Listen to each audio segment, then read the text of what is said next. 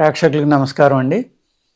జనరల్‌గా మనం ఏం చేస్తూ ఉంటామంటే, ఎర్లీ మార్నింగ్ లేచిన వెంటనే ఇప్పుడు చాలామందికి అవేర్‌నెస్ వచ్చి వేడి నీళ్లు తాగుతున్నారు.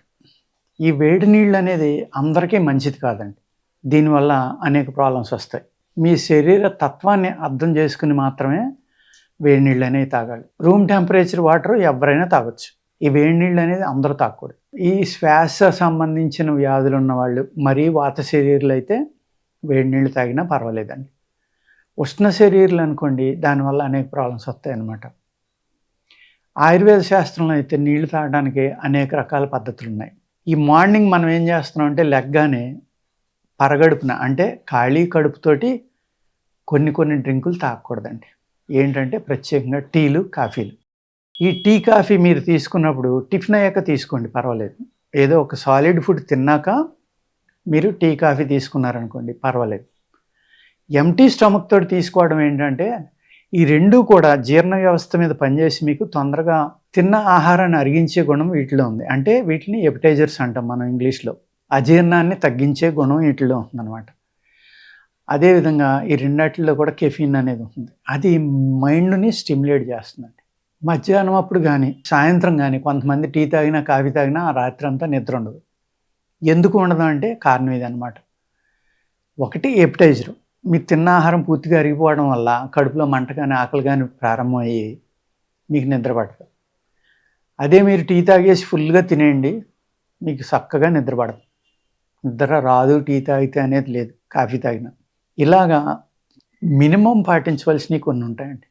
వాటర్ తాగి వాళ్ళు ఎవరైతే నీళ్లు తాగుతారో ఎర్లీ మార్నింగ్, వాళ్ళు పళ్ళు తోముకోకుండా తాగితే మంచిదన్నమాట. పళ్ళు తోముకున్నాక తాగి కన్నా పళ్ళు తోముకోకుండా తాగితే మంచిది.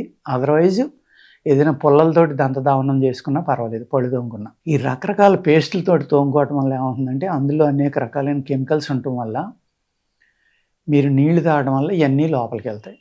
అందుకు పరగడుపును తీసుకోవడం వల్ల ఏమవుతుందంటే ఆ రాత్రి అంతా పడుకుని ఉన్నప్పుడు గుడ్ అండ్ బ్యాడ్ బ్యాక్టీరియా రెండు తయారవుతాయి నోట్లో.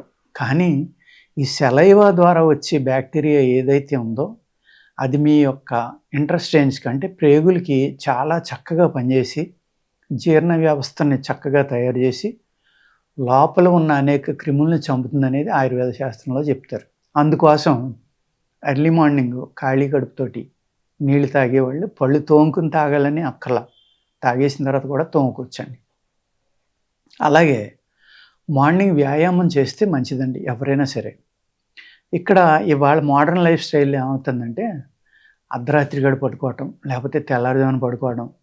ఆ తెల్లారుజామున కూడా కొంతమంది వేళమిరిగా ఎవరో ఫ్రెండ్స్ ఫోన్ చేసి అక్కడ పలావ్ ఉంది, ఇక్కడ చికెన్ ఉంది, ఇక్కడ ఇడ్లీ ఉంది, అక్కడ మటన్ ఉంది, ఇలా చెప్తే ఎప్పుడు నిద్రపోవాలో ఆ టైంలో నిద్రపోవడం మానేసి 3 గంటలకి 4 గంటలకి వెళ్ళి ఆ జంక్ ఫుడ్స్, ఆ బయట రోడ్డు మీద అమ్మే ఫుడ్స్ తిని రావడం. నిద్రపోయే టైంలో మెలకుగా ఉంటాం. నిద్ర అనేది మనిషికి చాలా అద్భుతమైన వరం అండి. మరుపు, నిద్ర ఈ రెండు గొప్ప వరాలు అన్నమాట.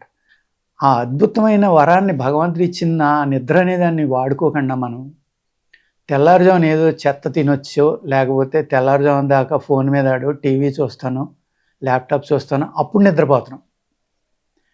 అప్పుడు లెగవలసిన టైం బ్రహ్మ ముహూర్తం అని ఎందుకు అన్నారు? 3 గంటలు దాటాక. ఆ టైంలో ఏంటంటే యూనివర్సల్ మ్యాగ్నెటిక్ ఫీల్డ్స్ అద్భుతమైన శక్తి ప్రవహిస్తూ ఉంటుంది. ఆ టైంలో సూర్యుడి నుంచి వచ్చే కిరణాలు కానీ, ఇతర సిస్టమ్ నుంచి వచ్చి శక్తి కానీ మనకి అందుతూ ఉంటుందన్నమాట. ఎందుకు అంటే మనం తిన్న ఆహారం అంతా అరిగిపోయి మన శరీరంలో ఉన్న ఆర్గాన్స్ అన్నీ ఓపెన్ అయ్యి ఆ టైంలో వచ్చిన శక్తిని మన బ్రెయిన్ తోటి సహా అన్నీ అబ్జర్వ్ చేసుకోవడానికి మన శరీరం, ప్రకృతి రెండాట్ల కోఆర్డినేషన్ తోటి ఒక అద్భుతమైన సమయం అది. కానీ ఆ సమయంలో మనం శుభ్రంగా గుర్రుపట్టి నిద్రపోతున్నాం. మధ్యాహ్నం 11, 12, 1 గంటలకు లేస్తున్నాం. అప్పుడు లేచిన తర్వాత మళ్ళీ టీలు, కాఫీలు ఏదో ఒకటి తింటాం, సాయంత్రం ఏదో తింటాం.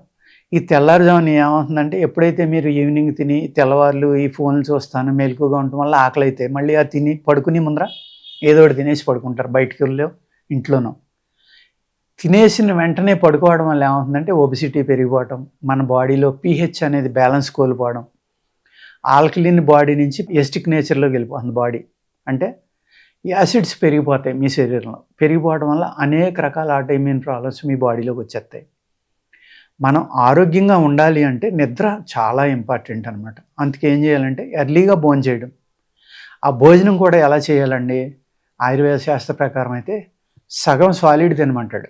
అంటే మీరు 100 గ్రాముల ఆహారం తీసుకునే కెపాసిటీ మీలో ఉందనుకోండి, 50 గ్రాములు తినాలి. 25 గ్రాములు లిక్విడ్ ఫుడ్ ఏదైనా తినాలి. 25 గ్రాములు ఆక్సిజన్ ఖాళీగా ఉంచాలి. అంటే 25% స్టమక్ మీద ఎప్పుడూ ఖాళీగానే ఉండాలి. ఈ విధమైన ఆహారం అలవాట్లు కనుక చేసుకుంటే మీరు తినే ఆహారాన్ని కూడా బాగా నమిలి మెత్తగా అయ్యాక మింగాలి. ఈ విధంగా ఫాలో అయ్యామనుకోండి, మనిషి వ్యాధుల నుంచి మోర్ దాన్ 75-80% బయటపడతాడు. ఎర్లీగా తినేసి మీరు తొందరగా నిద్రపోతే 7-8 గంటలకే పడుకోండి. పడుకుని తెల్లారుజామున 3:30-4 లోపు కనుక మీరు నిద్ర లెగిస్తే దాన్ని బ్రహ్మీ ముహూర్తం అంటారు. ఆ టైంలో లెగిసి కనుక మీరు మీ వర్క్ చేసుకున్న, పిల్లల్ని చదివించిన, వ్యాయామం చేసిన, ధ్యానం చేసిన, యోగా చేసిన, ప్రాణాయామం చేసిన ఒక అద్భుతమైన సమయం అది. మీ పిల్లల్ని సాయంత్రం 4 గంటలు చదివితే ఎంత చదువు వస్తుందో, ఈ తెల్లవారుజామున ఆ గంట చదివితే అంతే చదువు వస్తుంది. ఆ టైంలో చదివింది మర్చిపోవడం కూడా జరగదు. ఎందుకు అంటే సూర్యుని యొక్క కిరణాలు తీసుకోవడం కోసం, ఈ సృష్టిలో ఉన్న శక్తిని తీసుకోవడం కోసం మనకి శరీరానికి కావలసిన అద్భుతమైన సమయం అన్నమాట ఆ బ్రహ్మీ ముహూర్తం అనేది. జ్ఞానం, విజ్ఞానం, ఆరోగ్యం అన్నీ తీసుకునే టైం అది. ఆ టైంలో నిద్రపోయి ఆ టైంలో ఈ పనులు చేయలేదనుకోండి, మీ ఆరోగ్యం ఎప్పుడు కూడా బాగా ఉండదు. అందుకు మనం ఆరోగ్యంగా ఉండాలి అంటే నీళ్లు తీసుకోండి కంపల్సరీగా. ఒక 300 ml మీ హైటు వెయిట్ని బట్టి మ్యాక్సిమం ఒక 1/2 లీటర్ తాగండి. కొంతమంది చెప్తూ ఉంటారు 2 లీటర్లు తాగాం, 3 లీటర్లు తాగామని. వాళ్ళకి కంపల్సరీగా గ్యాస్ట్రిక్ ప్రాబ్లం అనేది వస్తుంది ఉండే కొద్ది. అంత వాటర్ మనకు అవసరం లేదు. ఎందుకు లేదు అంటే భగవంతుడు మనకి 2 లక్షణాలు ఇచ్చాడు. 1 దాహం, 2 ఆకలి. దాహం అయినప్పుడు నీళ్లు తాగాలి. దాహం అయినప్పుడు నీళ్ళు తాగడం అనేసి సాలిడ్ ఫుడ్ ఆహారం తిన్నారనుకోండి చాలా విరుద్ధం అది. అలాగే ఆకలైనప్పుడు నీళ్ళు తాగారనుకోండి విరుద్ధం. దాహం అయినప్పుడు అన్నం తిన్నా విరుద్ధం. అందుకేం చేయాలంటే దాహం అయినప్పుడు లిక్విడే తాగాలి, ఆకలైనప్పుడు ఫుడ్డే తినాలి. ఈ 2 పాటిస్తాం మనకి. ఆ లక్షణాన్ని బట్టి మనం ఆహారం, నీరు తీసుకోవాలి తప్ప దాహం అవ్వకుండా లీటర్లు తాగేయడం. మరి నీళ్లు తాగుతున్నారండి, అన్నం ఎందుకు తినట్లేదు? ఆహారం కూడా ఎంత తిని బదులు ఎంత తినొచ్చు కదా. అప్పుడు ఏమవుతుంది? అజీర్ణం వచ్చి అన్నీ నాశనం అవుతాయి. సేమ్ అదే విధంగా అక్కర్లేని నీళ్లు తాగడం వల్ల కూడా మన శరీరం డైరెక్ట్ అయిపోయి మీ మూత్రపిండాలు కానీ, మీ మూత్రావయవాల్లో కానీ, లివర్లో కానీ, కిడ్నీ కానీ ఇవన్నీ డైరెక్ట్ అయిపోవడం వల్ల ఏమవుతుందంటే మీ స్పెర్మ్ కానీ, శుక్రం కానీ కొన్ని ధాతువులు అంటే మినరల్స్ కానీ వేస్ట్ అయిపోవడానికి ఆస్కారం. మనం నీళ్లు తాగిన తర్వాత ఇంతసేపట్లో డైజెస్ట్ అవుతుంది అనేది సిస్టమ్. మనం అంతసేపు ఉండట్లేదు కదా. ఉండటం మానేసి ఏం చేస్తున్నాం? అక్కర్లేని నీళ్ళు తాగుతున్నాం. అప్పుడు వాళ్ళకి ఏమవుతుంది? ఈ కొద్ది నీళ్ళు తాగేవాడు యూరిన్కి వెళ్ళడానికి గంటన్నర 2 గంటలు పడితే ఈ లీటర్ల ప్రకారం తాగేవాళ్ళు 10 నిమిషాల్లోనే మళ్ళీ యూరిన్కి వెళ్తారు. అంటే దాని అర్థం ఏంటి? అరగవలసింది అరగకుండా డైరెక్ట్ అయిపోయి బయటికి వెళ్ళిపోతుంది అక్కడ మూత్రం. దానివల్ల మీ శరీరంలో కొన్ని మినరల్స్ వేస్ట్ అయిపోవడానికి ఆస్కారం ఉంటుందన్నమాట. అంచేత మీరు మీ శరీరాన్ని బట్టి ఒక 250-300 ml తాగడం, అలాగే వేడి శరీరాలు ఏమో రూమ్ టెంపరేచర్ తాగడం. వేడి నీళ్ళు తాగొద్దు. వాత శరీరాలు వేడి నీళ్ళు తాగొచ్చు. లంగ్ ప్రాబ్లం ఉన్నవాళ్ళు వేడి నీళ్ళు తాగండి. ఒబిసిటీ ఉన్నవాళ్ళు అందులో తేనె కలుపుకుని తాగండి, త్రికటకాలు కలుపుకుని తాగండి. ఇలాగ అనేక రకాలు తాగి మీరు వ్యాయామం చేసి ఈ నిద్ర అనేది కనీసం 8 గంటల కనుక పడుకుంటే మీరు జబ్బులన్నిటిని దూరంగా ఉండి చక్కని ఆరోగ్యంతో మీ జీవితాన్ని గడపచ్చు. ఓకేనండి, నమస్కారం.